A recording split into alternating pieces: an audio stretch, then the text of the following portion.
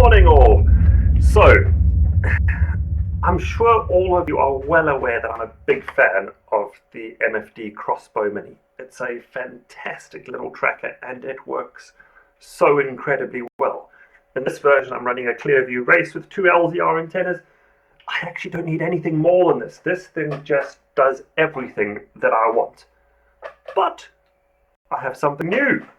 So, what I've got here is the Mfd Crossbow.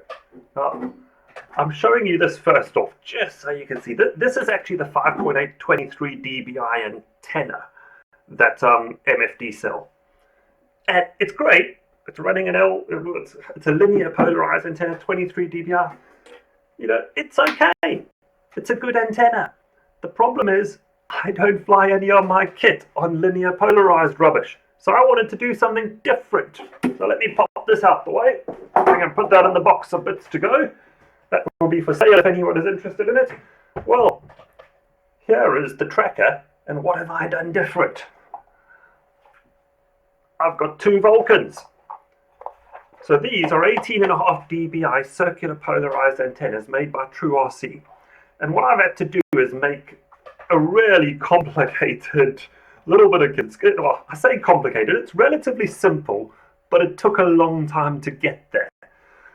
Just because it took me a while to get it all designed up.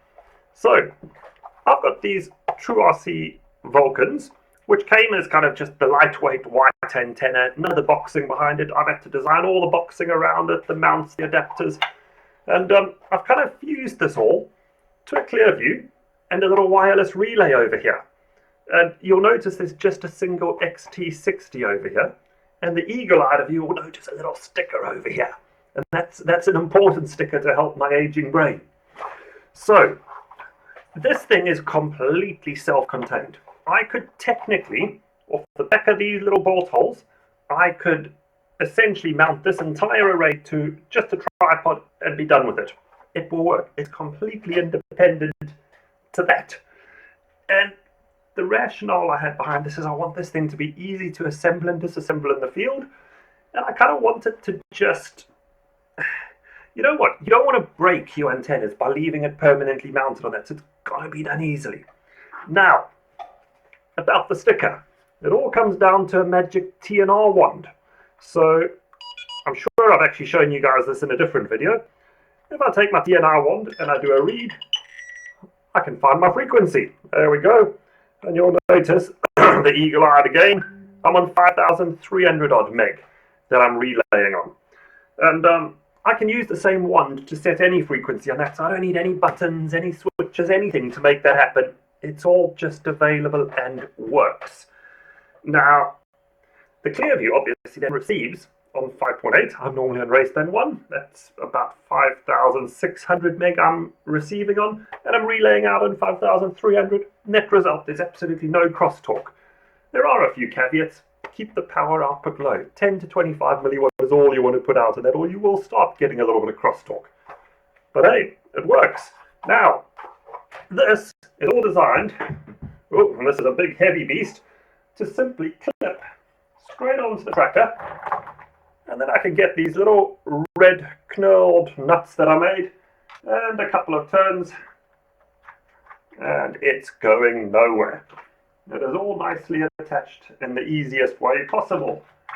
And then, all I've got to do is take a single XT60 over here, and I'll jiggle that around so you can see it, and plug it into here. Magic. It's done. So the entire track is assembled. And to power it up involves, it's a little bit steampunk here. I don't know why they didn't do a switch, but I can plug that in, and magically Clearview came to life, and this thing will probably in just about a second decide to...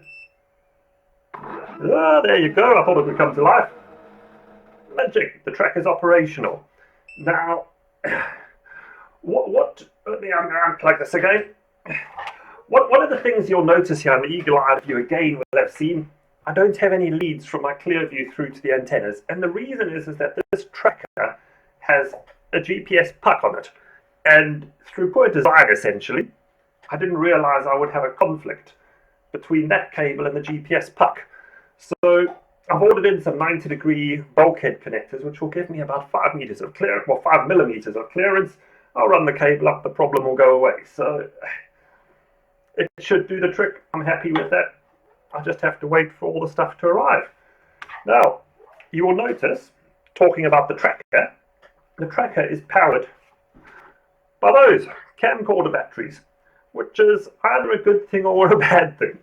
It does mean you need a different charger, but it's not necessary to only use these, and I'll show you what I mean. So whilst there are 2 of these and they're effectively delivering 4S with a huge milliamp output, I could technically undo a couple of bolts here and 3D print a tray, because the tracker is actually powered by an XT60. So I could actually just do a little bolt-on box and use any old XT60 4S battery, job done. So it's good and bad. At the moment, I'm happy I've got a camcorder charger. It's not a big issue to me. You know, these things have so much battery reserve, it just works. In terms of the build quality, this thing truly is military grade. I think it's big enough and powerful enough it will carry 900 meg antennas around. You're going to have no problem putting anything onto this tracker.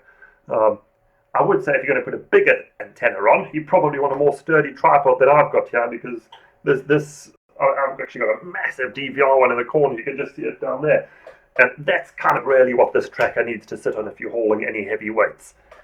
But hey, what a fantastic piece of hardware. Wiring it up is dead easy. I've got a little box just down here. You can't actually see it because it's black. That's holding my Bluetooth relay.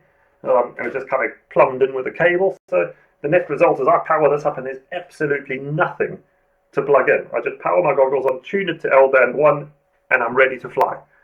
So yeah, I'm very, very happy to have finally finished it. It's been a long time as a work in progress project, and all the COVID-19's meant I've got it done. So hey, maybe it will inspire you. The files for this are all going to be up on Thingiverse shortly. I'll have a link in the description, so that will give you something to work off if you fancy challenging yourself to the same sort of project. What else? Yeah, if you like this video, subscribe, tell your friends about it, get them to subscribe, because some of us have to build a channel and maybe one day get some advertising revenue. One day. But hey, guys, enjoy. Hopefully this has given you some ideas as to what you can do with your crossbow if you have one. And let's see what the future holds when eventually we get out of self-isolation and can test this. I'm sure it's going to be fantastic. Cheers, guys.